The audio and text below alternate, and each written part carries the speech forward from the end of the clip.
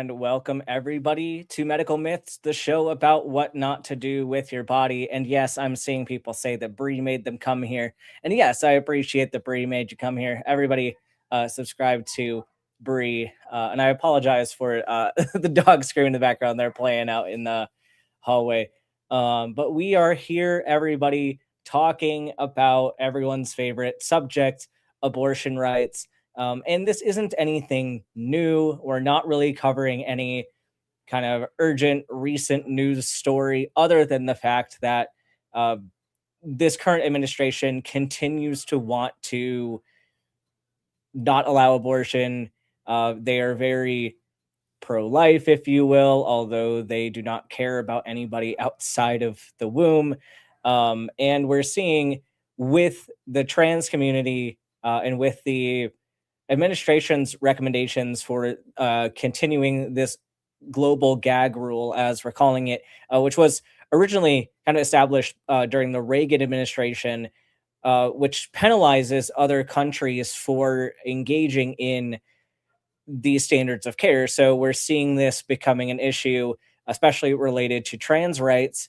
So countries that are providing gender affirming care are risking penalties from the US to try to silence that. Similar thing kind of happens with abortion. So that's primarily during the Reagan administration. That was the key issue of the global gag rule, was abortion rights and not wanting to support countries that that recommend legalized abortion. So we are here today covering kind of a crash course about pregnancy related topics, discussing what is abortion, what are some of the nuances about abortion. I have literally about 30 something tabs open. So I am not sure exactly what directions this stream is going to go into. If we miss anything, we can always come back and do more content like this. I'm sure this issue is not going to go away anytime soon. Thank you, Bree, for grabbing the dog. I appreciate it. I know he's just having fun out there. But we're going to talk about, what are the differences between abortion, pregnancy termination, what is the difference at different stages of development. We're going to talk about different methods of pregnancy termination and concerns that the political right has with those things and what myths they're perpetuating. And then, of course, with all of this, we are citing the American College of Obstetrics and Gynecology. I am not a gynecologist or an obstetrician. I have managed pregnancies under supervision of OBGYNs, but I am not an expert in that field. We are, of course, deferring to those experts. If you'd like to know more about this, if you want any of these articles, you can go to ACOG's website and find really all of this for yourself. They do a really amazing job at communicating to the general public about abortion-related topics and about pregnancy-related topics in general, as that is their medical specialty. But let's dive into this. Oh yeah, comments in the side chat about the dog. All right, so let's get into this. So it's important first to understand terminology, what we're talking about with regard to stages of pregnancy, because a lot of the myths stem from a misunderstanding of what is actually happening medically, a misunderstanding of the terminology that is used. And it's very easy to spread misinformation when we're not even speaking the same language. So that's going to be the start of this whole topic. So we have here on the screen, we have a chart for the weeks of gestation. And then on the side, you have a downward arrow showing kind of the increasing morbidity for earlier stages of pregnancy and increasing numbers going up in the up arrow, showing that, the farther along the pregnancies are, the more likely the fetus is going to survive, but also that the majority of pregnancies are going to be concluded closer to full term for a full term delivery. So we have here kind of, it doesn't go all the way to the beginning of gestational age, starting at kind of 22 weeks. But there's some kind of disagreement depending on what country you look at for what they define as the age of viability. So, and that's going to influence the terminology that we use and how we are delineating what is an abortion and what is not. So, in the United States, it's usually thought of that between 18 and 20 weeks, that is the threshold to where we're getting into a more viable stage of pregnancy. So, most of our terminology is going to hinge off of 20 weeks. That is going to be kind of the big time that everything bridges over. However, we'll get into why using that black and white can also be kind of problematic. But when we talk about the term abortion, that is with regard to the status of the pregnancy and not at all referring to the status of the gestation or the fetus. So it's important that when we're talking about this, if you hear people using language like aborting a baby or aborting a fetus, that's not really correct language that we want to use because that puts a framing onto this that the gestation is a baby, is alive, has, and then that's how we get to a lot of arguments about them feeling pain, them being killed. So if we say uh, aborting a baby, that gives you an emotional way of thinking about it. It makes you think a very specific thing. Whereas we should be saying aborting a pregnancy or terminating a pregnancy. So that's very, very important that we get that piece right. And this is similar to when we're talking about arguments related to gender affirming care, because a lot of the rhetoric used by pro life people and by, I got to stop saying pro life, the forced birth people, forced birth uh, talking points are very similar to anti trans talking points in that they frame it in the most egregious way they can think of wording it, right? So if we compare this to gender affirming care of minors, people get very, very up in arms about care for minors, not understanding that the most common form of gender affirming care we give is therapy and letting people dress however they want and wear their hair however they want. Like social transition and therapy are what the majority of trans minors are going to get. But the anti-trans arguments are going to hinge on either very fringe cases of people getting surgeries at younger ages or puberty blockers, which are very benign medications, but them being able to focus on, oh wow, they're getting a medication, they're getting a surgery at the age of a child.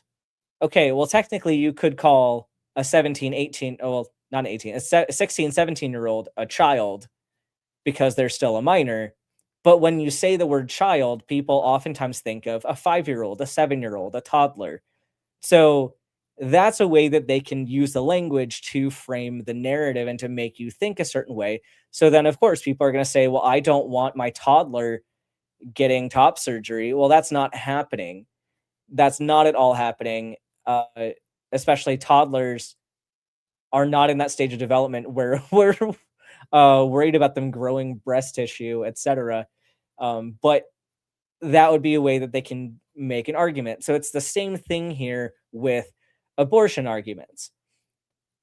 So a question from Miranda. So would it be different in a less developed country where they don't have NICUs to keep younger preemies alive? Yes, it actually does differ. It does differ because it is the definition is dependent on the technology of the country to care for premature infants. So that is absolutely a factor. So if we think about 20 weeks being kind of the accepted stage of viability in the US, and abortion, by definition, is the ending of a pregnancy prior to 20 weeks. So if we think about that, that encompasses two different things here. So we have what we call a spontaneous abortion, which is a pregnancy that ends itself prior to 20 weeks. That's also known as a miscarriage. And that is, of course, unintentional. There are a lot of people that have miscarriages. It's a fairly common occurrence, becoming, less so with our ability to detect conditions that may predispose people to have miscarriages more often. But regardless, we cannot prevent people from, like, we cannot eradicate miscarriages. They're going to happen. So that is a form of abortion, but it is a spontaneous abortion. The other side is a non spontaneous abortion, also known as an induced abortion, which is where there's a medical procedure, whether that be a surgery or whether that be a medication, that causes the ending of a pregnancy prior to 20 weeks. So that is the technical definition for abortion. Although, if you go to the WHO, they have their definition of abortion actually quantifying this down to the ending of a pregnancy when the gestation is 500 grams or less, which puts it roughly around 20 to 22 weeks of gestational age. So, that kind of quantification isn't as useful. I don't think people are going around measuring the weight of their gestation in grams. So that's kind of more of the theory behind this. But we'll stick with the definition that an abortion is the ending of pregnancy prior to 20 weeks gestation. Anything after 20 weeks gestation is a delivery in some form. So, what we're really talking about, uh, with an induced abortion, or just with the abortion conversation in general, it's more useful to use the phrase pregnancy termination, because termination implies that there is a non spontaneous ending of pregnancy. So anything that would cause somebody's pregnancy to end is a termination. And so this can be intentional for medical reasons, it can be intentional for personal reasons, and it can be at any stage of gestation. So a if we go back to our terminology for abortion, a non-spontaneous abortion is a form of pregnancy termination, of course. But if we look at later on in the pregnancy, let's say somebody needs to end their pregnancy for a medical reason at term. So let's say somebody has preeclampsia, or even just somebody, let's say somebody carries their gestation to 41, 42 weeks. If you end the pregnancy by any means intentionally, at any stage, that is a pregnancy termination. So somebody who has a C-section is having a pregnancy termination. Somebody who has induction of labor has a pregnancy termination. So let's say somebody gets on the schedule with their OB and says, yeah, I don't want to carry this pregnancy beyond 39 weeks. I think 39 is kind of often the earliest an OB will do an elective induction or an elective C-section for like a non-medical indication. But in that case, you are terminating the pregnancy, but the fetus is still alive, and the goal is to keep the fetus alive. So if somebody has had a C-section and they're against uh, elective terminations of pregnancy, you can bring that up and say, didn't you have a C-section that you willingly ended your pregnancy, but the baby still lives? So that's just to point out, just because you have a termination does not mean that the fetus is going to have demise.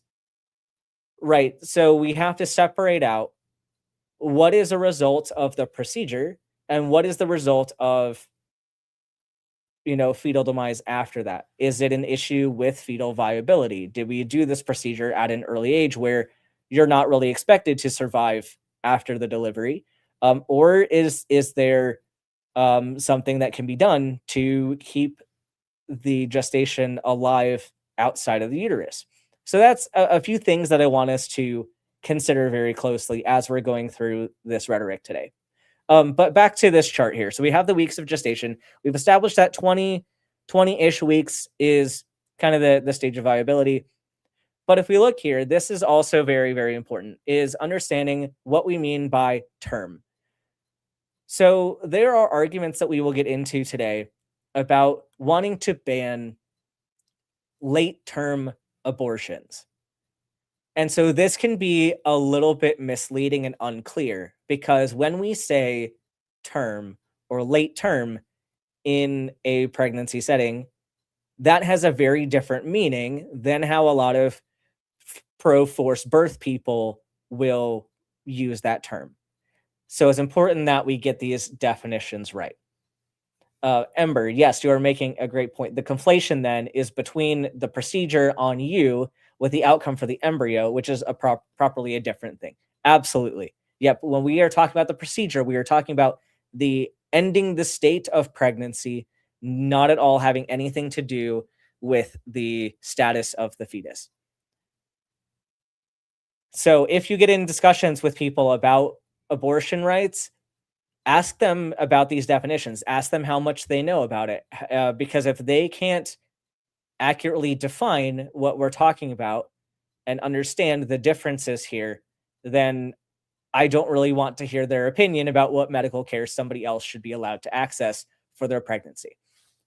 But back to the kind of the term status. So we have here, it used to be the case where we would label gestation as full term or preterm, but now we have a lot more categories here to further risk stratify. So if we have somebody who is going into labor, whether spontaneously or non-spontaneously, we can better predict what type of care the pregnant parent is going to need and what the gestation is going to need at that time. So we have full term, is usually accepted to be 39 to 41 weeks gestation. Anything after 41 weeks is post term. And at that point, you're reaching a lot, like a really high risk of complications, high risk of hemorrhage, high risk of needing a C section. So usually we want to get the baby out somewhere between 39 and 41 weeks. So 39 to 41 is this full term category. Between 37 and 39 weeks, we are at early term. So as we approach, 38, 39 weeks, the fetus has very high likelihood of survival. So if you have any medical reason or personal reason that you need to evacuate the uterus, you can usually do so pretty safely for both parties. 37 weeks can be hit or miss. There are some medical guidelines that would say you need to terminate the pregnancy at 37 weeks. That would be something like preeclampsia without severe features. You're going to want to get the baby out kind of as soon as those features start to develop, because any longer stay in the uterus can lead to higher risks. So 37 weeks usually is more of a medical indication unless it's a spontaneous delivery and the person's popping out a baby right then and there. Then there's not much you can really do about that. So for medical reasons, 37 usually not a huge deal. Earlier on, we see 34 to 36 weeks. We're calling that kind of the beginning of the preterm stages. So that is late preterm. There are medical indications for delivering a gestation between 34 and 36 weeks and with the intention of keeping them alive. Usually this is for very, very severe conditions that need you to evacuate the uterus right then. That would be eclampsia. Like eclampsia, I mean, just you need to get the baby out as soon as possible, even if you're early on. So eclampsia, kind of to clarify here, preeclampsia and eclampsia are on kind of the same spectrum of medical conditions in pregnancy, all related to high blood pressure. And essentially what happens is you have kind of malformation, or at least this is the running current working hypothesis, is that there's malformation in the blood vessels connecting the placenta to the uterus. And so in that case, it's difficult for the gestation to get nutrition and blood flow. And then it also causes high blood pressure in the pregnant parent because that blood flow needs to be able to transfer over into the fetus, because you have higher blood volume when you're pregnant. So you need to be able to have that exchange. But if you don't have proper exchange of blood flow, you can get some extravascular trauma, higher risk of the blood vessels getting smaller and tighter, higher pressures. And with those higher pressures, you're risking neurological problems, liver problems, and those can lead to death. So we see in eclampsia specifically, that's where you start having seizures because your blood pressure is too high. And so that can be fatal. So in that case, ACOG says to deliver, just deliver the baby. Like, it does not matter what stage of pregnancy you are in, just deliver. But if you have preeclampsia, so you're not having seizures yet, but you have very severe features, so high risk of parental mortality, that's a case where you may need to induce the delivery between 34 and 36 weeks. So while less comfy for whoever is doing the delivery, it can be done and is recommended to be done under certain conditions. 32 to 33 weeks, they're calling moderately preterm. 28 to 31 weeks, very preterm. And then anything earlier than 28 weeks, they're calling extremely preterm. So there are some conditions that could make you just have a spontaneous delivery at any one of these stages. It's very, very unlikely that you're going to induce a delivery at this time unless there is some kind of very severe malformation in the fetus, or if there's a very, very, very severe complication in the parent. So this is where it's important to iron out late term abortion, which is not a term that's really being used anymore. And I know I'm kind of throwing a lot of terms y'all's way, but I wanted to clear up these definitions before we dive into some more of the rhetoric. So a lot of people will use the term late term abortion to describe a termination of pregnancy after 18 weeks of gestation or after 20 weeks gestation. So that is not, by definition, that is not late term. That is very extremely preterm. So don't let that be confused with terminating a pregnancy at full term.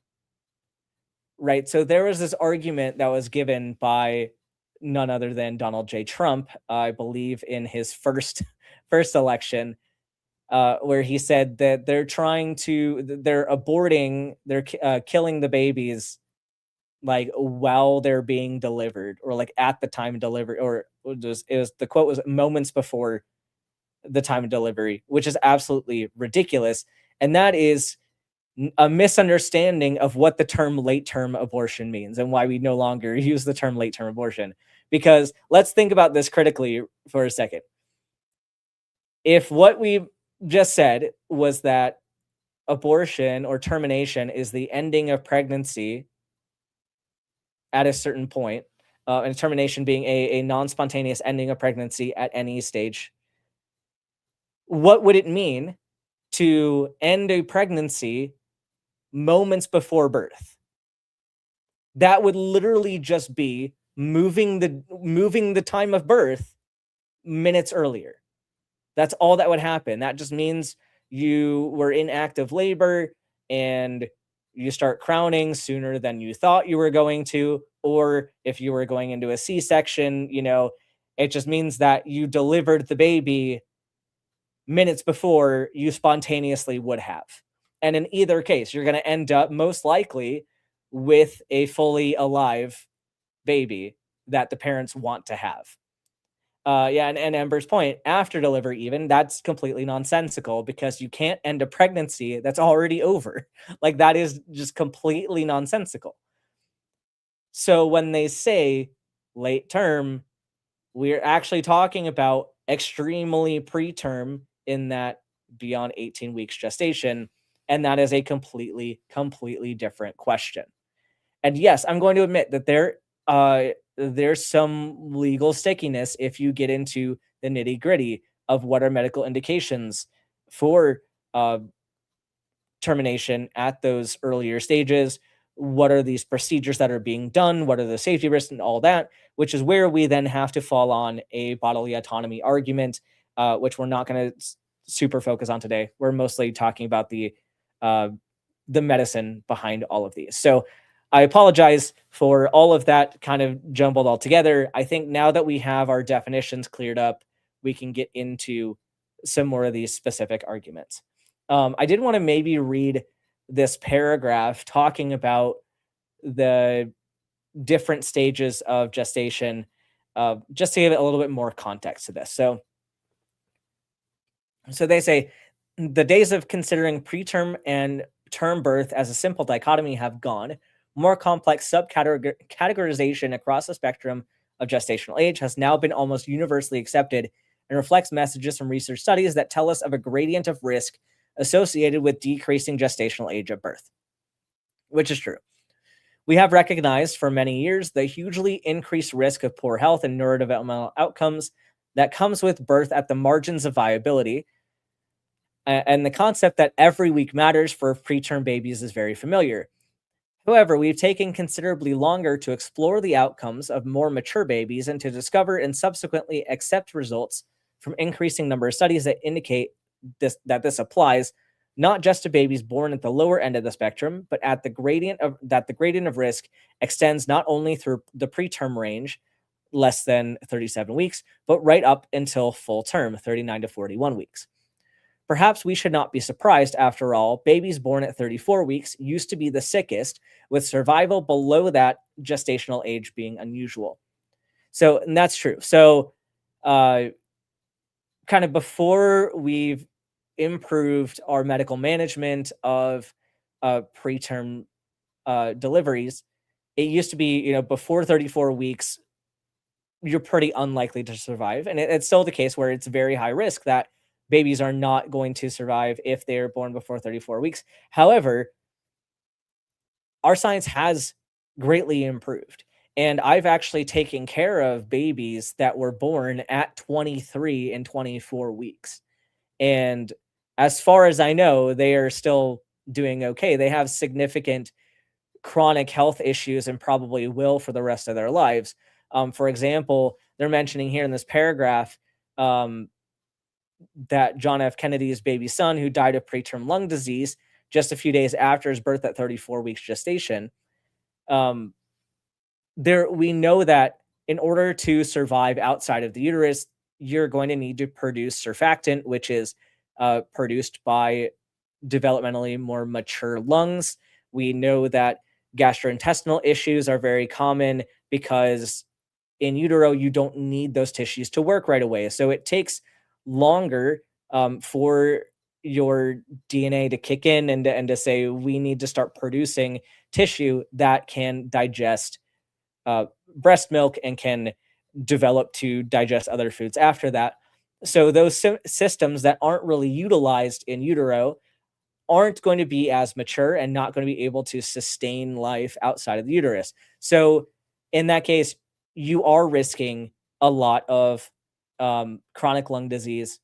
You're risking GI issues. You're risking need for feeding tubes, and even possibly lifetime use of feeding tubes, just because you won't be you're not able to digest food. So we do know that longer gestation is beneficial for the most part, but there are cases where either a health reason causes you to need an induction earlier, or need a termination without the intent to preserve the life of the fetus at those earlier stages, or just a spontaneous delivery that you can't really prevent. So so this can happen, but not every fetus that is born at 23 weeks is going to have positive outcomes. So I'm not denying the fact that fetal demise is common in these stages and oftentimes expected. But this has to be a conversation with all parties, and you have to factor in risks and benefits and your own, and not even just medical risks and benefits, but your own socioeconomic risks and benefits, your own the risks that you're accepting for your own body. Those are very, very important factors to consider when deciding, do we need to induce a delivery super early on? So let's head over to, I think let's pull up, where is it? Let's pull up just kind of the myths, the general myths about abortions. Okay. So this stuff we probably won't take too long to address because I feel like a lot of you understand these particular myths. We'll get into some more of the nitty-gritty details about later abortions. But the first myth on this list is that all abortions are voluntary or planned. And of course, I think a lot of you know that this isn't the case. In fact, the term abortion is actually a medical term used to describe the end of a pregnancy, regardless of how it happens. Absolutely. That's what we just said. What many people think of when abortion is being discussed is elective or voluntary abortion, which is performed at the person's request for non medical reasons. However, very, very few abortions fit into this criterion. And here are some of the exceptions. So, termination of pregnancy, like we just mentioned, um, can be done for uh, preventing harm, increasing the likelihood of survival, and addressing, risks of physical, psychological impairment or increased chances of terminal illness or death. So that's more of a medical abortion. Another term that we use to describe this is therapeutic abortion, which is performed for the sake of the pregnant person to prevent harm to the physical or mental health. So we, like we are saying, with chances of terminal illness or death or physical impairment, etc., that is included in therapeutic abortion, but also in cases where somebody does not have the mental support system or has some chronic mental health conditions that would make it more difficult for them uh, number one, carry a pregnancy to term or to raise the baby after the birth. So that is something that we consider as well. So especially, let's think about an example real quick. So if somebody um, has an unintended pregnancy and they're taking uh, medications for mental health reasons, let's say if they're taking like a mood stabilizer, maybe, or if they're taking some antipsychotic medications.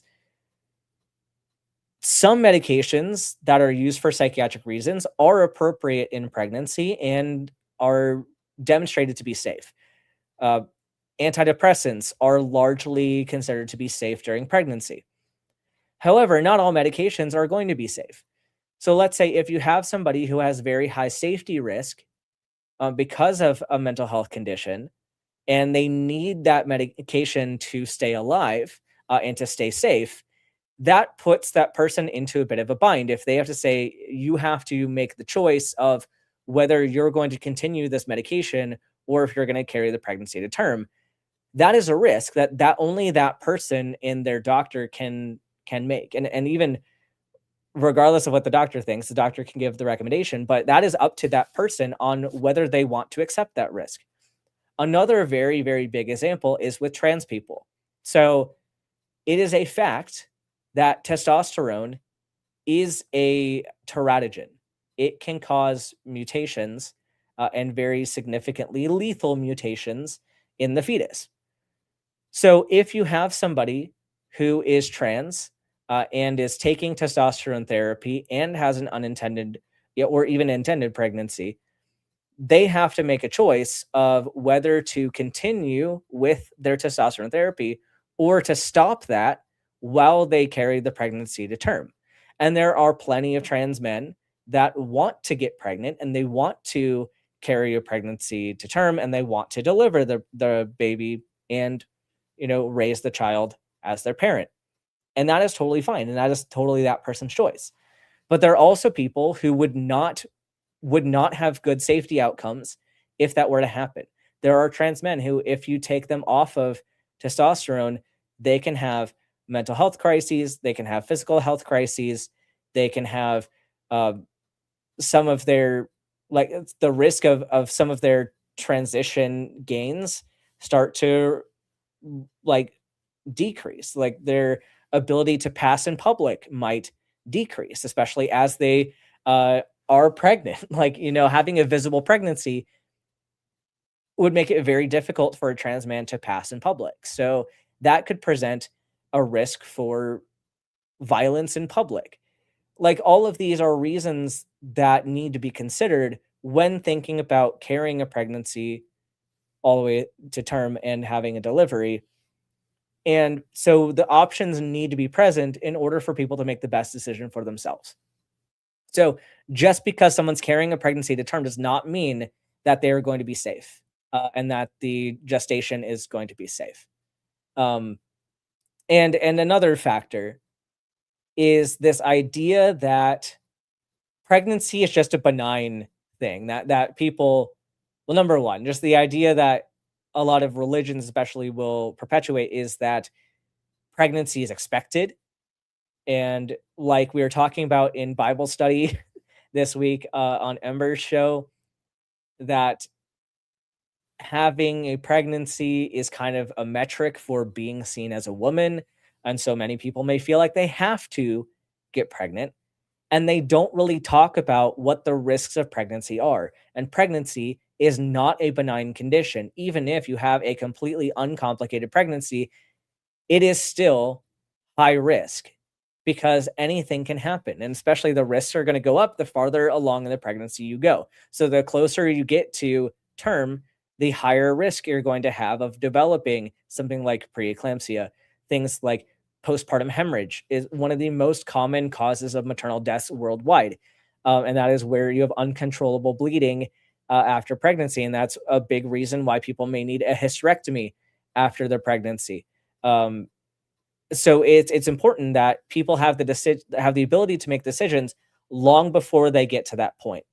So having an earlier abortion is going to be safer, much safer than even the risk of carrying a pregnancy to full term. Um, and so that's something that we have to think about as well. So, and then they talk here about spontaneous abortion, which we talked about previously. But they have a statistic here that spontaneous abortion occurs in 20 to 30% of pregnancies in the first trimester. So incredibly common. And that leads into a difficult situation with enforcement. How are we going to enforce abortion bans when we have 20-30% of pregnancies ending in miscarriage in the first trimester? How are we going to determine whether or not something was a miscarriage? Um, that could be a reason why people would be imprisoned or convicted of murder, in especially in states like Texas and Florida that want to impose abortion bans just outright. You could have somebody who is accused of having an elective abortion who really had a miscarriage, or if they have certain types of miscarriages that don't lead to the direct expulsion of the fetus, uh, you're asking for very severe consequences. Let's think about another example real quick. So there's certain factors that keep a pregnancy in utero kind of throughout the gestational periods. And one of these, of course, is the fact that the fetus is contained within a membrane, like this big amniotic membrane that contains amniotic fluid, and it contains the fetus, and that sits on top of the inner side of the cervix.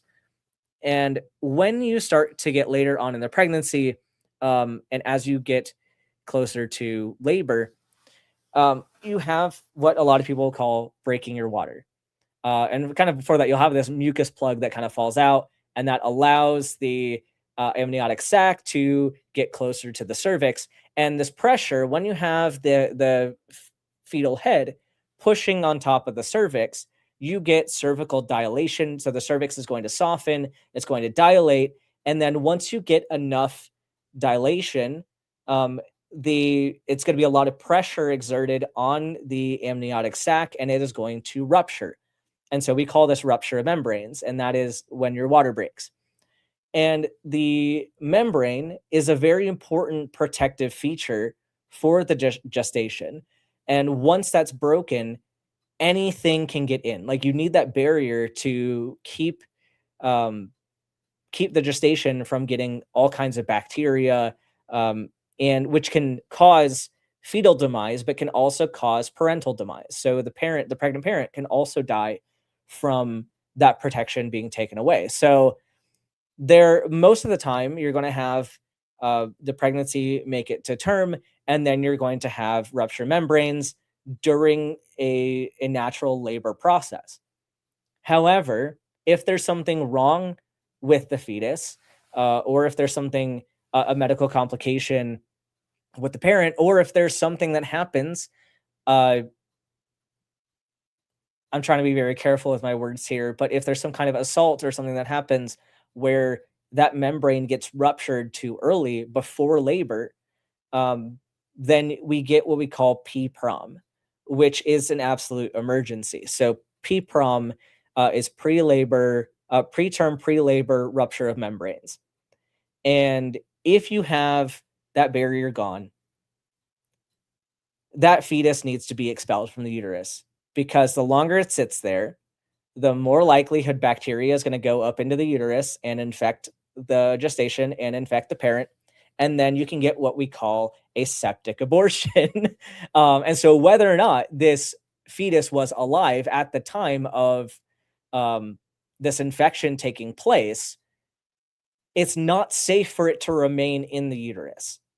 So, if we have something like a heartbeat law, we run the risk of having, let's say we got an ultrasound very recently of a fetus in utero at what, like 18 weeks, 20 weeks, something like that. You have a heartbeat that shows up on the ultrasound, but you have some reason why the membranes rupture, and now you have to get rid of that gestation.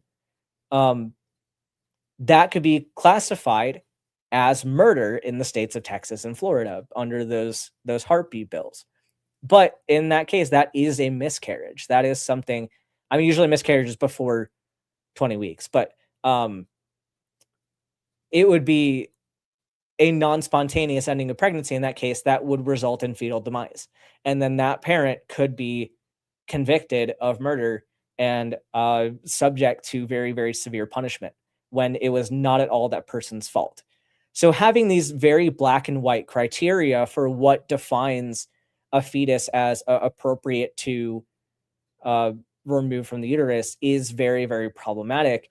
And that's why we need to abolish any idea that that's appropriate. We need this to be a discussion between the doctor and the patient, determining the benefits and the risks and what needs to be done about that. So, myth number two, you cannot have abortion past the first trimester. Yep, and so this leads into some of the terminology. I know we talked about late term abortion really isn't a term that we're going to use anymore. So we want to be more specific about our terms. So ACOG refers to an abortion or termination after 20 weeks gestation as a later abortion, or you can say second trimester termination. That would be appropriate. That'd be much more appropriate than being confusing and saying late term abortion when we're not talking about late term. So a later abortion or a later termination can happen in the second trimester, although this really is not happening in high amounts like the right wants us to believe. So a lot of people are going to say that, oh, people are just waiting to have these D&E procedures after 20 weeks. Well, no. Only about 1% of terminations occur after 21 weeks, which is still technically in the second trimester, but these are often for medical reasons or some other extenuating circumstances. A lot of times, if you're making it to these stages of gestation, most people have already made the decision in their mind that they want to have this pregnancy to full term. And even they might be intentional pregnancies, but something may have happened medically where it's no longer safe to carry this pregnancy, or something else happened in their life where it's not going to be safe to raise this baby once they're born. So it's more appropriate and less risky to do a later termination. So I actually have an article that I want to pull up talking about why do people need terminations after 20 weeks. So we'll get into this kind of segment talking about uh, later abortions. So actually, I'm going to pull up first. I'm going to pull up one about later abortion. Where is it?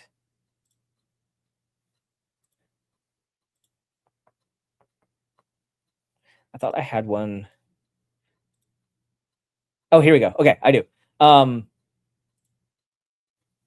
okay, so science versus myths about later abortion. So they kind of hint on the legislation, saying legislators are disregarding scientific evidence and enacting legislation that codifies misinformation. These questions of the effects of abortion on clients' mental health and of fetal pain and fetal viability are three areas in which significant misinformation has been disseminated, and this misinformation has been used as the basis for new legislation limiting abortion. The scientific evidence, however, does not support any of these restrictions. So their first point here is that abortion is not linked to subsequent mental health problems. That's an argument that's being pushed out a lot. Is that people are having significant distress and regret after having abortions, and that is not really demonstrated in the evidence. So a number of states mandate that those considering abortion be counseled by medical staff that the procedure can adversely affect their mental health. This is literally just a scare tactic. Yet the scientific evidence of date disproves the idea that having an abortion is any more dangerous to a pregnant person's long-term mental health than delivering and parenting a child that they did not intend to have or placing a baby up for adoption. Yeah, so this is an argument that's very, very important to address. So a lot of times when people are making this claim that having an abortion will increase rates of anxiety and depression in the pregnant parent, are not like they're talking about this unilaterally, as if like even if this was true, right? Even if there was risk that having an abortion could make you higher risk for anxiety disorders, you still have to compare this. Uh, what the fuck is a second term abortion? That is a very good point. It's not a second term; it'd be a second trimester termination. Um, oh, this is a typo in the side chat. Sorry, trying to get too much into the questions. But if they think about this unilaterally and don't compare the risks of mental health issues from having a delivery, like and let's say even if they didn't have a traumatic delivery, if they didn't have an emergency C-section or something, if they had an uncomplicated delivery, they're still going to have to go through that very painful process, that very stressful process of delivering a baby and then raising and parenting a child that wasn't right for their situation. Let's say if they can't afford food for this child, they can't afford to be at home. They have got two parents that are trying to work. They can't afford health insurance. They are in a situation where having this child puts everybody at higher risk, including the child. That can cause a lot of mental health concerns for everybody. Now, everybody is at risk for uh, PTSD and anxiety and depression because they are having trouble existing as people. Um, but even considering that there are very, very high rates of postpartum depression, and that is something that we're working on improving. And we know that there are a lot of antidepressants that are effective for postpartum depression, and they're highly recommended now. But if we're comparing the almost non-existent risk of causing anxiety or depression disorders from having an abortion, compare that to the rates of postpartum depression, which someone is very likely to have after carrying a pregnancy to term. So, if you're going to make a claim that there's a certain risk, uh, please compare that risk to the alternatives in the situation. And then they get into the point about fetal pain. So this is a big one that we're going to focus some time on. So many states have restricted abortions after 20 weeks of pregnancy based on the assumption that the fetus can experience pain beginning at this gestational age. However, based on the best available evidence, the fetal capacity to feel pain does not develop until after the beginning of the third trimester of pregnancy, and it's unlikely that the fetus can experience pain until after birth. So I do have another article pulled up about this particular thing. So let me find this. Where is it?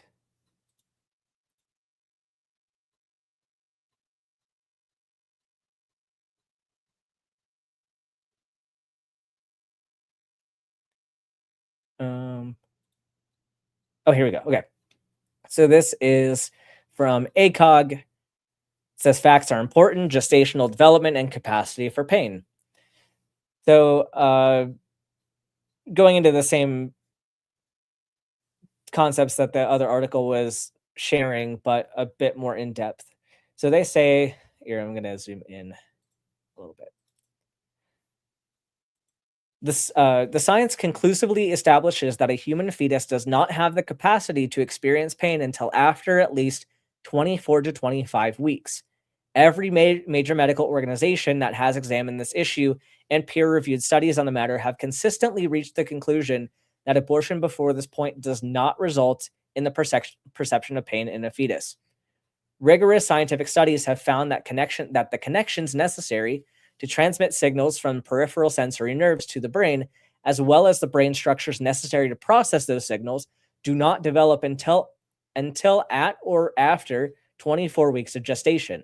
Because it lacks these connections and structures, a fetus or embryo does not have the physiological capacity to perceive pain until at least this gestational age.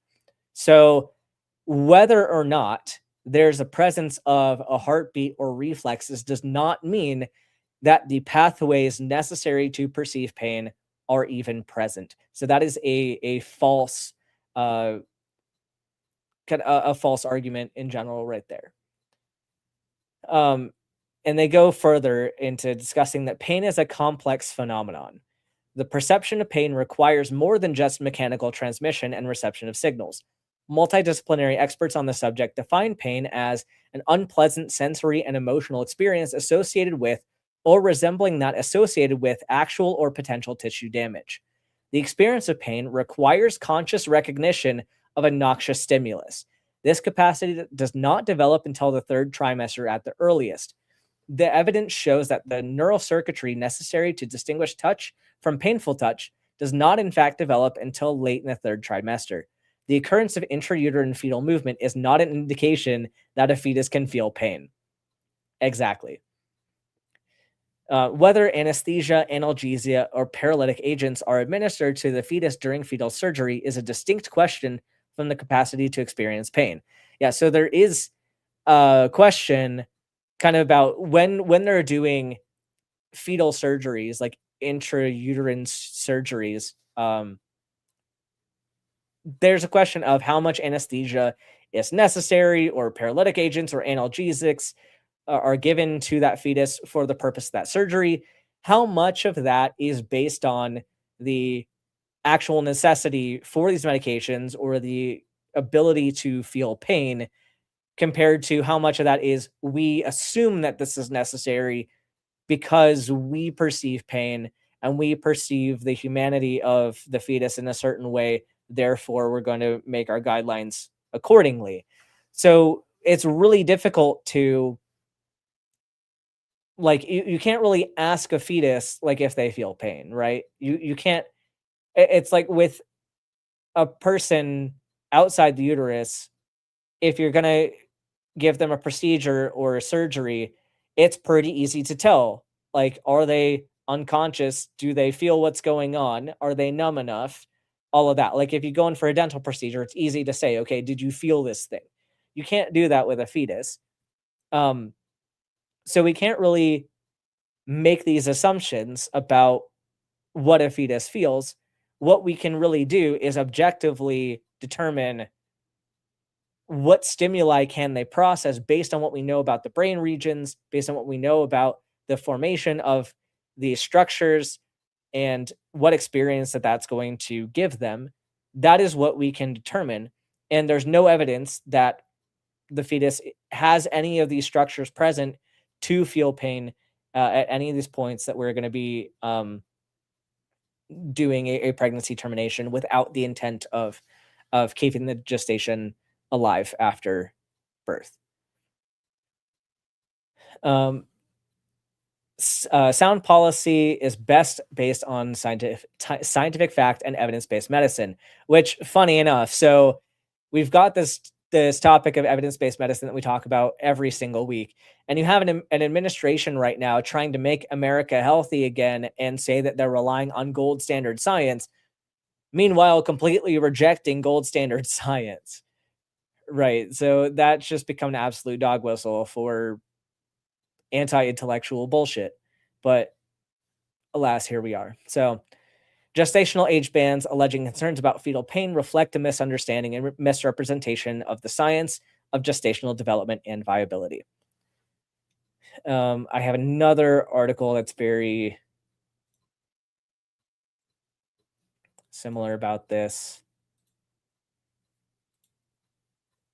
Although I don't know if I need to pull that one up.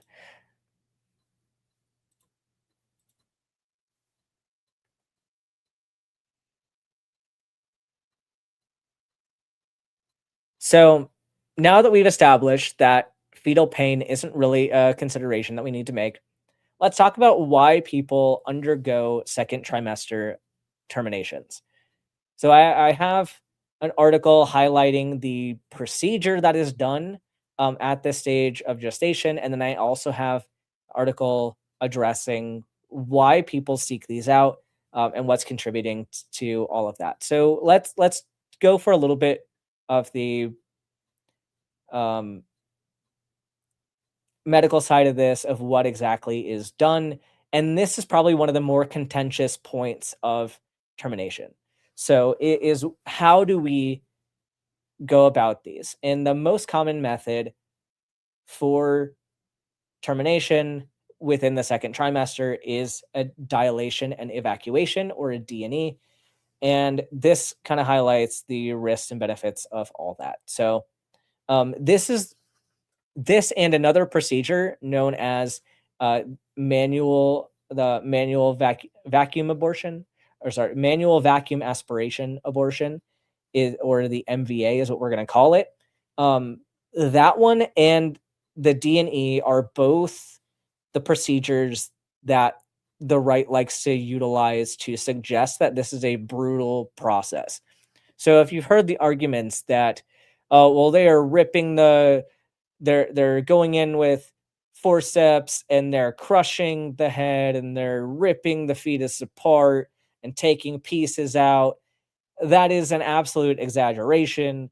And yes, there are procedures to remove the fetus.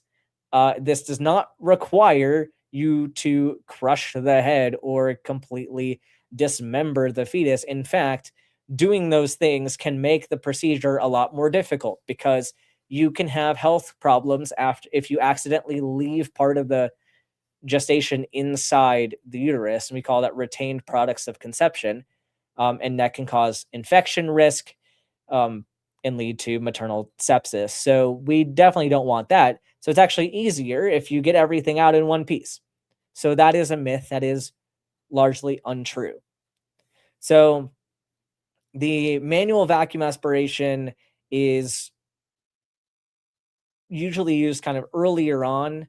And that's where literally they dilate the cervix and they just go in with little suction and they just kind of suction stuff out. This one right here, D&E, is fairly similar, but is usually done in an operating room, and you have to do a bit more to dilate the cervix in order to get the products of conception out. So, talking about the safety here. So, D&E is a safe and common method of second trimester abortion. Dilation and evacuation is a surgical abortion procedure that takes place after the first trimester of pregnancy. Similar to a first trimester surgical procedure, the patient's cervix is dilated and suction is used to remove the fetus. Depending on a variety of factors, including gestational age, the extent of dilation, and provider's training, the provider might also use surgical instruments as a primary or secondary part of the procedure. 11% of abortions in the United States take place after the first trimester, and national estimates suggest that D&E accounts for roughly 95% of these procedures. The safety of the D&E method was documented in the late 1970s. According to ACOG, D&E is the predominant approach to abortion after 13 weeks and is evidence-based and medically preferred because it results in the fewest complications compared to alternative procedures. So this is completely uh, like if we're comparing the risks and benefits, even the risks of having a D&E are significantly reduced compared to the risks of having a full term delivery. Um,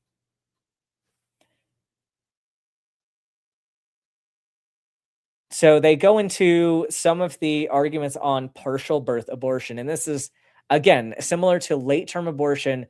Partial birth abortion is ridiculous as a concept. This is not done because if an abortion is the ending of a pregnancy and birth is an ending of a pregnancy, you're having a partial ending of a pregnancy, right? If a birth and something here, birth does not necessarily imply that the fetus is alive, right? So again, going back to how nebulous these definitions are and how people are using terms all willy-nilly without really thinking about what they mean. A birth, you can have a stillbirth. A stillbirth is the birth of a non-viable fetus. So if you define a birth as let's see. I don't even have the definition of birth pulled up, but let's do it. And of birth. The medical definition is birth, the process of bringing forth a child from the uterus or womb. And okay, well, since we also often define a C-section as a birth, I don't know. The term birth really isn't used medically much because we'll refer to it as a delivery. Um, I think just because the term birth can be so nebulous. Like if a C-section is a birth and a vaginal delivery is a birth, birth is just I think just a synonym for a delivery. So and if we define a delivery as the like removal of a pregnancy, like the ending of a pregnancy after 20 weeks, then a partial birth abortion is a partial ending of a pregnancy during an ending of a pregnancy after 20 weeks gestation. So I'm just very confused by how this term is even supposed to work. But they say in the 1990s and early 2000s, state efforts to restrict access to abortion after the first trimester coalesced around bans on partial birth abortion, an inflammatory term coined by the anti-abortion group National Right to Life that has no precise medical definition. Yeah, exactly. Many, but not all of these state level restrictions were struck down by courts until the Supreme Court upheld a federal version in Gonzalez versus Carhart in 2007. The law bans partial birth abortion except when the person's life is endangered. The court found that provocatively worded but medically imprecise definition of the procedure sufficient to pass constitutional muster and applied it to the dilation and extraction DNX abortion method. In doing so, a majority of the court reasoned that women could still have access to the safe and effective D&E method. Interesting. So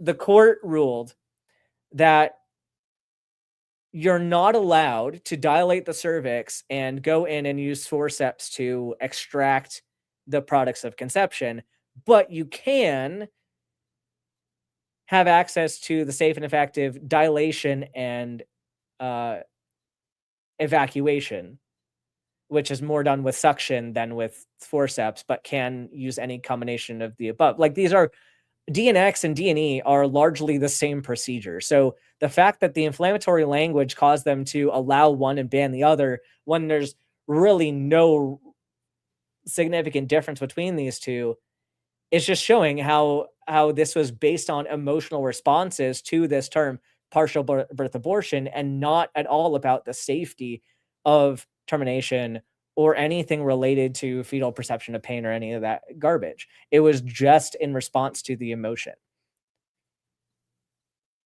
In response to the decision, ACOG stated that the Supreme Court disregarded medical consensus that the DNX method is safest and offers significant benefits for women suffering from certain conditions, and further noted that the ban diminishes the doctor patient relationship by preventing physicians from using their clinical experience and judgment. Current efforts to restrict DNE adhere closely to the partial birth abortion ban playbook. Yeah.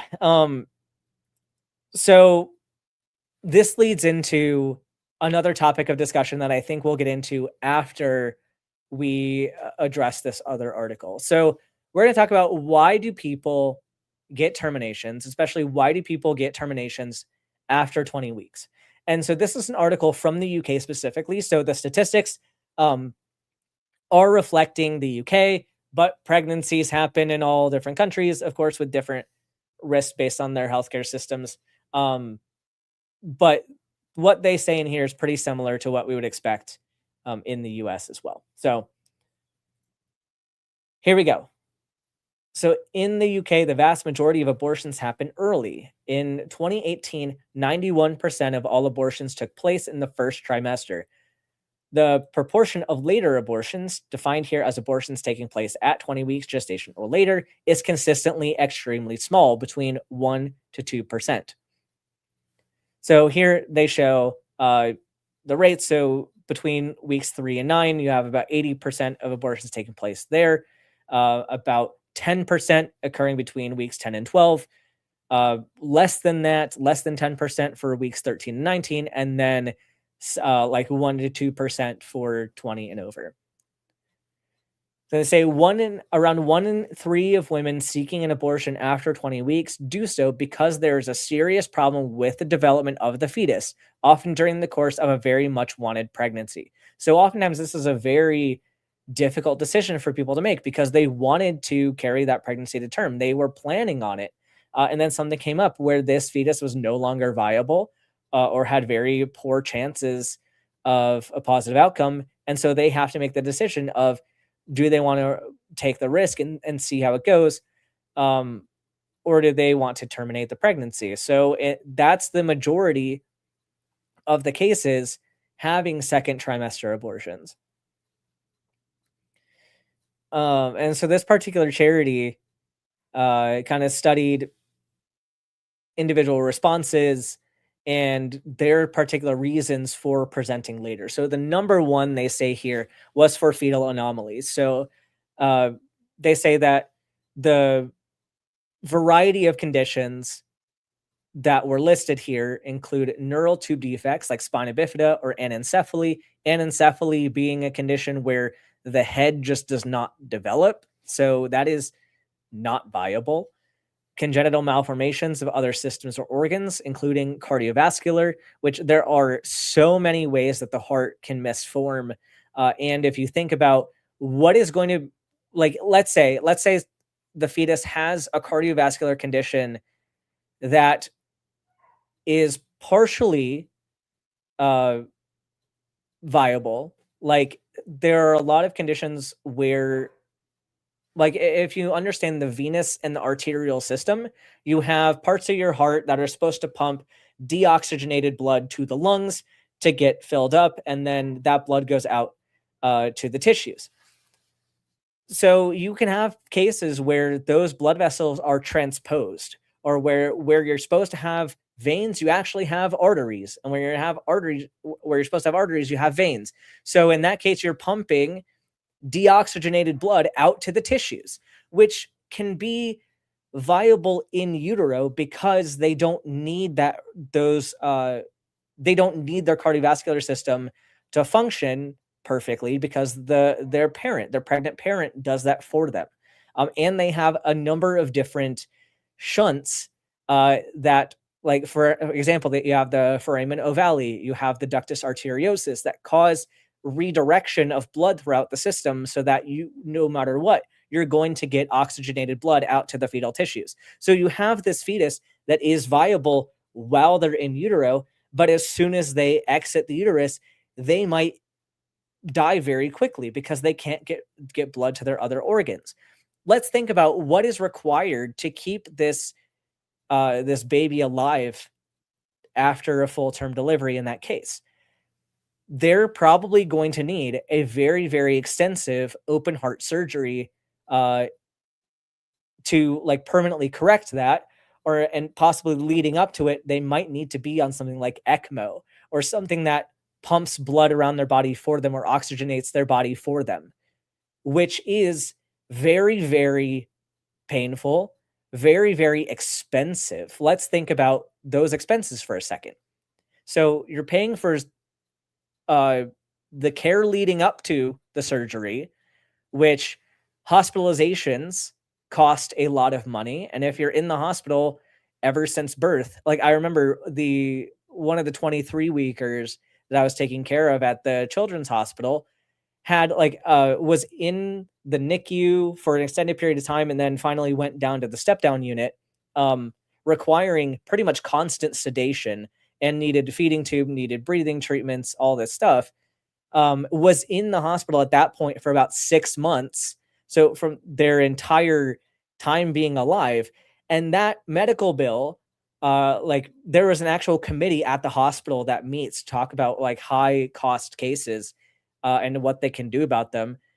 $2.6 million for that baby's hospital care up to that point. So this is not low cost stuff. And if we think about right now, where people are losing their access to health insurance, how are people supposed to afford a $2.6 million hospital bill just for the 6 month stay? And that's going to be even more afterwards because that baby's going to go home and going to require chronic management of all these conditions. So back to kind of the heart example, you've got the care leading up to the surgery, you got the surgeon's cost, you got the anesthesia cost, you have in addition to, all of the costs of the delivery and the pregnancy is not cheap. If you have an uncomplicated pregnancy, you're still looking at 20,000, like somewhere between 10 and $20,000. If you have a complicated pregnancy, you're looking at more, probably upwards of $60,000. So how are people supposed to pay for this stuff? So if you get an ultrasound earlier on in the pregnancy, which they do frequently during prenatal care, if someone's faced with that decision, it may be the most reasonable and ultimately the safest decision for all parties to terminate the pregnancy at that point. Like if you uh think about the capacity for pain that a a newborn baby is going to feel, or even like let's say this baby lives longer into a few weeks, a few months, a few years. Let's say you have a 2-year-old that has this uh I mean, if they're living to 2, they probably have a pretty significant chance of survival, but let's say you have a newborn that would have to experience all of this pain, and suffering of dying from a heart condition that that their parents can't afford surgery for. Which is the more humane option? To get a termination at 21 weeks gestation, or letting that child die from a heart condition that they can't fix? Like, these are clearly very, very different, and probably a very hard decision for the parent to make, but that is what we're talking about when we're saying this. There are reasons why this may be the better option for some people.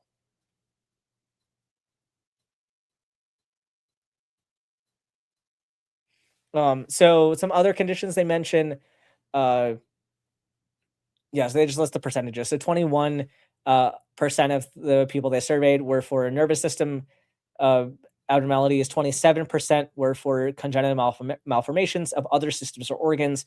33% were chromosomal anomalies, and 18% for non-specific other conditions. And so the chromosomal anomalies were screened between 10 to 14 weeks of pregnancy. And then a lot of the stuff that you're going to see, you don't actually have evidence for until around 20 weeks gestation. So that's the point where they're going to find out and then may need termination at that time. Change in circumstances. So another reason why people may need to terminate.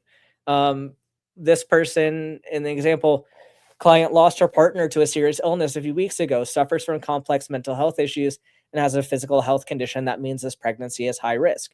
So this person would have to make that decision of, is it more humane to end this now or allow things to get worse by carrying to full term? Client is 22 weeks pregnant. Partner has just left her with significant debts, feels financially and emotionally unable to have a baby. So that, like, these cases where circumstances change. Domestic abuse is a big one. So they have so evidence suggests that around a third of domestic violence cases either begin or worsen during pregnancy. Escalation of violence may be a major factor in their decision to terminate, as they worry for their ability to escape an abusive relationship with a child and for the safety of that child. Absolutely important to think about that. Health problems. Sometimes poor physical and mental health can prevent a person from continuing with a pregnancy. This could be the sudden onset of an illness, a gradual deterioration during the course of the pregnancy. Ending a pregnancy for health reasons can be difficult to come to terms with, but some women, in consultation with their doctor, will decide that this is the best path for their situation. Yes. Welcome, Ryan. It's okay. It's okay if you're late. This is one I recommend everybody go back and watch the beginning of the and like share this one out. We go into a lot of nitty-gritty arguments today on this. When they go into some of the issues that I addressed earlier on, so things like poorly controlled diabetes. So diabetes during pregnancy is very, very, very high risk.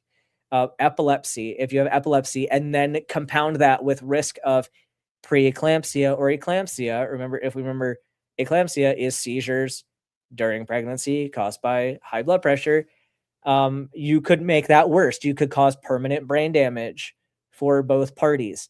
Asthma, high blood pressure, as we discussed, thromboses, so blood clotting issues, sickle cell disease, hemophilias, stroke, brain tumors, placenta issues with the location of the placenta. Those are all reasons why somebody may need to terminate after 20 weeks. So, because something along with that, 20 weeks is where you start learning about your risks for hypertensive disorders. So if you have hypertension before 20 weeks, usually that's considered chronic hypertension. So that's not related to placental blood flow. And that's separate from preeclampsia risk. But after 20 weeks, if you start developing high blood pressure, that is really worrying that you're going to develop preeclampsia or eventually eclampsia or something like HELP syndrome, which is an issue related to low platelets and liver issues. So you face risk, like very, very high risks of hemorrhage. We have to take very specific precautions, trying to protect brain health in that case, and protect people from hemorrhaging and dying. So lots of scary things here. Yeah, and some examples here. Client with children had serious liver condition and approached us at 19 weeks of pregnancy for a termination. She had to receive treatment in a hospital setting due to her complex medical needs, for which she had to wait 4 weeks for an available appointment. So in that case, she probably wanted the termination earlier, but couldn't get it because of appointment availability. And so then that put her around that 20-week mark. So things that are important to consider there. Any questions inside chat about any of that stuff so far? We're probably gonna run overtime today because there's just too much. There's too much to get into here. As like I said, I have so many tabs open right now. Um, unless another option. So I'm actually gonna put this question to side chat. Do we want to spend more time here today to continue talking about well, I think we are going to hit on ectopic pregnancies today. But do we want to hit on medication abortions today, or do we want to do a separate episode talking about misoprostol and mifepristone? Because we could very easily spend an hour and a half just talking about that topic. And I think we're not even going to get into contraception today. Because that we'll spend a whole other day on contraception as well. But let me know in the side chat right now what you want me to do, and we'll go with that. And in the meantime, we will. We didn't even get through all 10 of the myths that we saw. Most of them are okay. We'll quickly go through the list of myths we didn't get to. Myth number 4, that women who seek abortions are irresponsible. We've already gone over so many things, so many reasons why people get terminations. And actually, this is a great point to jump in to talk about ectopic pregnancies. Yeah, Calasia, I think you're right on the nose there. We might need to spend a whole other time talking about that. So this brings up the issue about okay, we are going to talk a little bit about contraception, but in the context of ectopic pregnancies. So, yeah, a lot of people think that people are using abortions to function as birth control, and that is not true.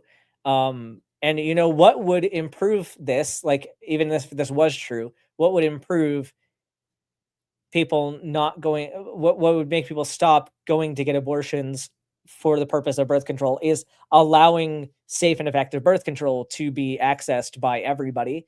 That would help. But contraception isn't always effective. Like, it's not 100% effective. There are certain methods that are very, very highly effective, such as the combination pill. Even the mini pill is pretty effective, but maybe a bit lower tier than the combined. You have IUDs, specifically the hormonal IUDs are very, very effective. You have the Nexplanon, which is the implant that goes in your arm, super duper effective. You have some things that are less effective, like the patch, the NuvaRing, the Depot. We're even going to go into a whole episode about the Depot because there's a lot of information going around right now about that particular issue. But there are risks, whatever contraceptive method that you use, there are risks that it is not going to be effective. And there are risks of ectopic pregnancy with contraception use, and especially predominantly with IUD use. And so we just to clarify on this, that I'm not saying that having an IUD means that you're likely to get an ectopic pregnancy. That's not at all the case.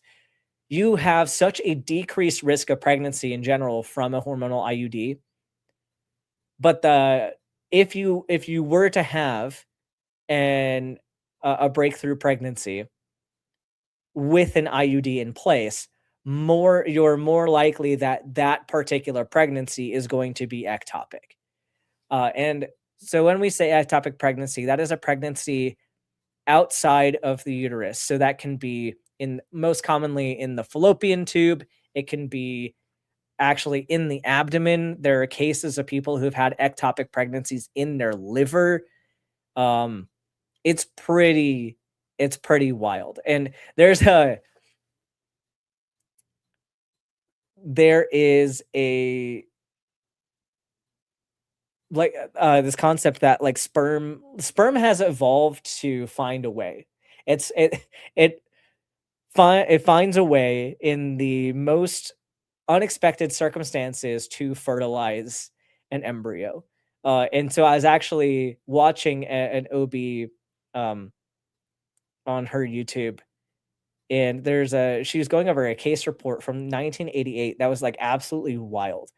Uh, so there's a patient who was born without a vagina and didn't know that until kind of later on, but learned that she couldn't have vaginal intercourse effectively because she does not have a vagina that connects from the outside world to the uterus. And so she was under the assumption that she was not going to get pregnant because of that reason. But also, like, this is so wild. So she was having oral sex with her partner. So like another reason why she wouldn't be likely to get pregnant. So she's having oral sex and then gets stabbed. I think it was by her partner, uh, like stabbed her in the abdomen. And then that's like, sorry to get graphic, but that sperm in the abdomen got out into the peritoneal cavity and eventually like into the pelvic space and fertilized an egg. She was ovulating at that time and had an ectopic pregnancy in the abdomen from oral sex and then being stabbed. So like, sperm loves to find a way. Like, and that's a very wild, like one-off example that is, of course, isn't super common. But these things happen. These things happen that you don't expect.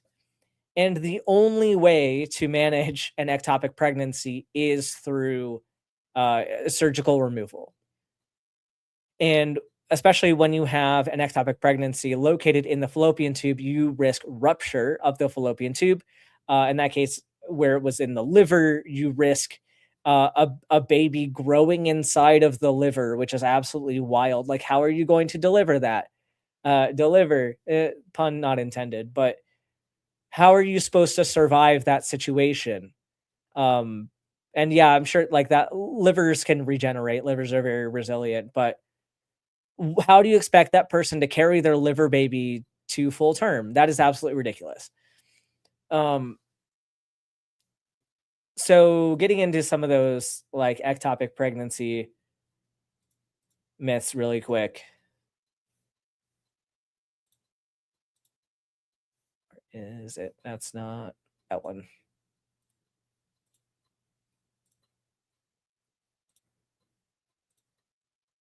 Mm, okay, here we go. Again, from ACOG, understanding ectopic pregnancy. So an ectopic pregnancy occurs when a fertilized egg implants and grows in a location that cannot support the pregnancy. Almost all ectopic pregnancies, more than 90%, occur outside of the uterine cavity in a fallopian tube, but they can also implant in the abdomen, cervix, ovary, and even a cesarean scar. So, like if someone had a C-section before, you can get that pregnancy to implant inside like the abdominal wall, which isn't going to work super well. I don't think the placenta is going to develop very well there. Where an ectopic pregnancy in any location is life threatening. This is because as the pregnancy grows, it can cause the structure where it is implanted to burst or rupture. A rupture can cause major internal bleeding and is a life threatening emergency that requires urgent surgery. A tubal ectopic pregnancy will never be viable. So, this is very, very important. It will never be viable. It cannot be moved. It cannot move or be moved into a place in the uterus where it can grow safely to delivery. So there are only two options that you can do. It's create a tubal ectopic pregnancy, medication, and surgery. So, so the question from Ember, is it the eggs that escape into the abdomen usually, or is it the whole fertilized zygote that jailbreaks? So it's usually the the ovum that escapes into the abdomen. So fun fact, the fimbriae of the uterus are what pick up the ovum. There's no direct connection, and there's like great design if this is designed by a god, but there's no direct connection between the ovary and the uterus. Like the ovum has to travel into the abdomen and hold like grab onto the fimbriae and then be transported inside to the fallopian tube and into the uterus. So you could have what usually happens in that case, you have the sperm that like gets lost, swims up, and like will escape. Like oftentimes it'll meet up with the ovum like in the fallopian tube. But if it's going to be an abdominal ectopic pregnancy, like this little sperm gets lost trying to find the ovum, exits the fimbriae, goes into the abdominal cavity, fertilizes the ovum, and implants somewhere. It's absolutely wild. Like if you were going to say that this is like the way that humans come about, why would you not connect the ovary to the uterus directly? I just I don't know. Maybe I need to make a little short video on my series about the human body is so poorly designed. But that is one example, another example of where this is so poorly designed. Um, but yeah, so the important point here is that the only thing you can do about a ectopic is to terminate the pregnancy through surgery or through medication. And these methods that are used to remove the ectopic are the same methods used to have an elective termination. So this is where laws get very dicey. If you start outlawing these things, where are your cutoffs? Where are the boundaries? And why are politicians deciding what those boundaries are? Um, like, is a politician going to take full responsibility for missing an ectopic pregnancy and having a person die? If they are so eager to make medical decisions for other people, they should be just as eager to take responsibility for said uh, outcomes of that medical decision making. So it's true that doctors aren't perfect. There are times when a seasoned board certified OBGYN is going to miss an ectopic pregnancy and uh, cause patient harm and possibly mortality. But the likelihood of that happening under physician guidance is way less than with a politician just deciding arbitrarily based on some inflammatory language that gets to happen. So I think we should be holding our lawmakers more accountable. I think liability is a very, very powerful motivator. And I think that that's a factor that is going to impact AI in medicine as well, but that's a separate topic. But I think if we said, "Hey, Texas politicians, you can make decisions, you can make these medical decisions for other people, but you have to take full responsibility for what happens when it goes wrong. You get the malpractice suit. You get your career taken away. You get to go to prison, all that stuff. You get to follow those rules." Then see how much they try to defer that responsibility to somebody else, right? Like this is what we saw with RFK Jr. and continue to see with him is the idea that, oh, well, don't take medical advice from me because I don't know. No, but then he's going out there trying to make medical decisions. Like, okay, so you're gonna say don't take medical advice from you when your feet are held to the fire. But as soon as you feel like your feet aren't being held at the fire, you feel like you have every right to make those decisions on behalf of other people. And that is absolutely astounding to me. Right. Miranda saying it's almost like we should let doctors practice medicine and patients make their own decisions. 100%. And so I think this is where we're gonna leave off for today. We will get into medical abortion later on, probably in a month or so, because we have a few guests coming up in the future. So don't miss the guests. But we're gonna have a separate talk about all this. Um, but this issue is it's so painful to me because People have no idea what they're talking about. They have no idea how to manage a pregnancy. They have no idea how complicated any of this is, and they think it's just a simple binary question of have the baby at term or be a degenerate and get a termination. But today we talked about a lot of reasons why people need these procedures and why they should be freely available. And I want to point out that ultimately, ultimately, the argument from for bodily autonomy is very, very, very important, and we should use that argument when talking about the morality of this issue. However, I think we are putting ourselves in a disadvantageous position by only arguing that. I hear a lot of people doing a great job arguing from bodily autonomy. But I think without having this knowledge about the decisions that have to be made, the statistics, the reasons why people may get a later abortion as opposed to an earlier one, things like we discussed about costs for managing chronic congenital heart defects and what that's going to do. $2.6 million hospital bills for a single mother with a child that was born at 23 weeks gestation. We have a lot of misinformation on what termination is, misused language on saying post-birth abortion, which is nonsensical. The language that we addressed with aborting a fetus moments before birth. We need to do a better job of not just saying bodily autonomy, bodily autonomy. We need to push back and say, your facts are wrong. Your arguments are causing people to die. This is a health emergency. We need to lean more on those arguments as well. So this is why I've done so many talks about this particular subject, because I think we do need more ammo in our back pocket.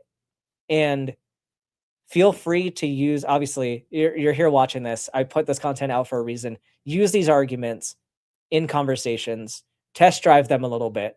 Think about these for yourself. How would you feel in these specific circumstances? If you had to make that decision of carrying a fetus that you wanted to carry to term, to find out that you don't have the resources or health insurance to afford their care, what would you do in that circumstance? How should doctors think about weighing out these risks and benefits? How can we enforce some of these policies?